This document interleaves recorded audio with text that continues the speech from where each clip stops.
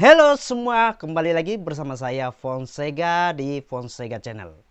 Oke teman-teman, di episode kali ini saya mau ajak kalian semua untuk sejenak kita fokus ke hal yang lagi diperjuangkan oleh bangsa kita, negara kita Indonesia, yaitu memperjuangkan bahasa Indonesia sebagai bahasa internasional yang akan digunakan di ASEAN.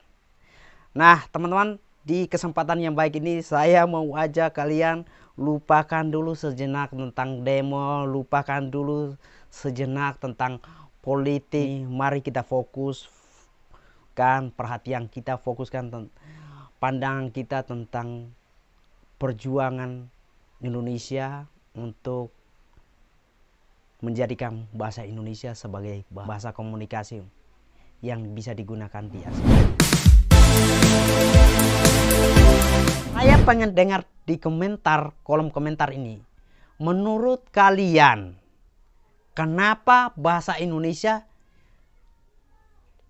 wajib dijadikan bahasa komunikasi ASEAN? Kenapa tidak bahasa Melayu? Tulis di komentar ini. Tolong tulis baik-baik alasan kalian kenapa bahasa Indonesia dijadikan dan wajib dan harus dijadikan bahasa komunikasi resmi di ASEAN. Tulis di komentar kalian. Seperti yang kita tahu juga bahwa Malaysia juga sedang memperjuangkan bahasa Melayu untuk dijadikan bahasa atau alat komunikasi untuk ASEAN juga. Menurut kabar yang saya dengar bahwa masyarakat di sana tidak terlalu sering menggunakan bahasa Melayu, hanya beberapa komunitas atau beberapa kelompok saja yang menggunakan bahasa Melayu, tapi sebagian besarnya menggunakan bahasa Inggris untuk komunikasi sehariannya. Nah, kalau kita bandingkan di Indonesia, dari Sabang sampai Merauke semuanya menggunakan bahasa Indonesia, dan bahasa Indonesia itu digunakan sebagai alat komunikasi sehari-hari. Di Indonesia juga ada beberapa daerah yang menggunakan bahasa Melayu seperti Sumatera dan Kalimantan yang menggunakan bahasa Melayu. Dan kita berbicara tentang bahasa Indonesia akan dijadikan bahasa resmi di ASEAN. Sebenarnya itu rumor ini sudah sangat lama sekali saya dengar. Kenapa bahasa Indonesia itu sangat layak sekali dan sangat pantas untuk dijadikan bahasa komunikasi ASEAN. Yang pertama adalah bahasa Indonesia adalah bahasa nasional. Dibandingkan kalau bahasa Melayu di Indonesia itu bahasa daerah. Dan hal yang lain juga, bahasa Indonesia sudah dipersiapkan jauh-jauh hari dan ditetapkan di undang-undang untuk dijadikan bahasa internasional. Dan bahasa Indonesia juga di beberapa teknologi dan produk itu sudah jelas digunakan, jadi sangat layak sekali bahasa Indonesia itu dijadikan bahasa komunikasi atau alat komunikasi internasional. Nah, bahasa Indonesia ini sudah ada 47 negara yang mempelajarinya secara resmi. Nah, menurut teman-teman saya yang berada di Australia, ada beberapa sekolah yang sudah menetapkan bahasa Indonesia ini sebagai salah satu mata pelajaran wajib yang harus dipelajari. Dan itu mereka mengatakan secara langsung. Nah, sebagai bukti, salah satu aktor yang berperan sebagai Thor, karakter Thor, dia mengakui di beberapa interview resminya mengatakan bahwa beliau juga belajar bahasa Indonesia di negaranya Australia. My name is Cinta Kiel and I'm representing RCTI Indonesia. Indonesia? Yeah. Apa kabar? Baik-baik. Siapa namamu? Cinta Kiel. Nama saya Chris. Wow, bahasa Indonesianya bagus. Bagus. Sí. Bagaimana cuaca hari ini? Wow. No cuacanya way. baik. Wow, You sure that? bahasa Indonesianya bagus. How much do you I know a lot in Indonesian, right? Apalagi full conversation. Apalagi yang Anda bisa bahasa Indonesia? Oh, no, that's How do you know? pretty much used up in my Indonesian. I learned Indonesian in school.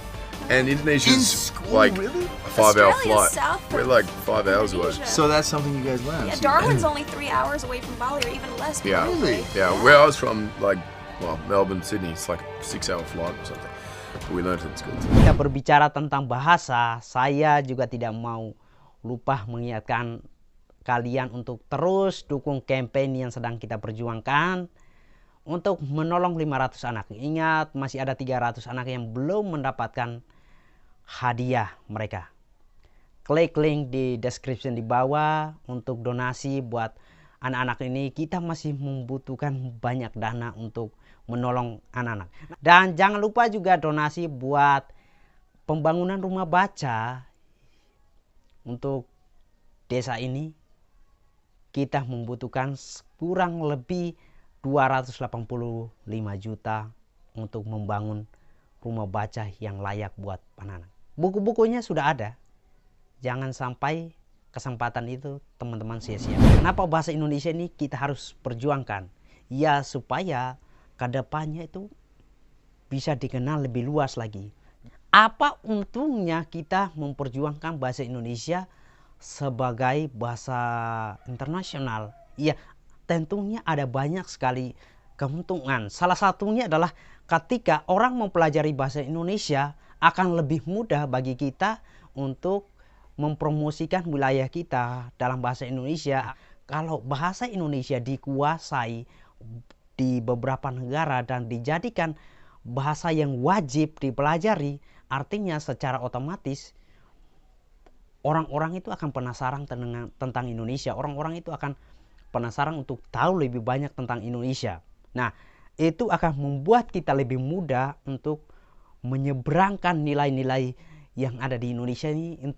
Itu akan lebih mudah untuk menyeberangkan budaya-budaya kita ke negara lain. Dengan bahasa Indonesia ditetapkan sebagai salah satu bahasa resmi di kancah internasional selain bahasa Inggris dan bahasa Mandarin dan beberapa bahasa lainnya lagi, artinya Indonesia sedang berada di track yang bagus. Mari kita perjuangkan langkah pemerintah ini. Mari kita fokus supaya bahasa Indonesia ini benar-benar dijadikan bahasa atau alat komunikasi di level atau kancah internasional yang bisa digunakan antar negara. Apalagi levelnya ASEAN itu sangat luar biasa sekali. Kita bisa bayangkan bahwa bahasa Indonesia bisa dikomunikasikan di ASEAN, di 11 negara ini. Artinya mempermudah kita untuk banyak hal. Ada banyak keuntungan yang kita bisa dapatkan di sini. Jangan sampai kita kalah, jangan sampai kita lengah dengan kesempatan ini. Ada orang bijak yang pernah mengatakan, kesempatan itu datang karena kita ada persiapan. Ya, saya secara pribadi sangat senang menyambut ini karena ketika bahasa Indonesia benar-benar resmi digunakan di ASEAN, artinya jangkauan Indonesia ini lebih luas lagi. Kita berharap bisa digunakan di Asia dan kita berharap bisa digunakan di benua lainnya sebagai bahasa resmi. Apalagi sudah ada 47 negara yang mau mempelajari bahasa Indonesia. Itu sudah sangat wow sekali.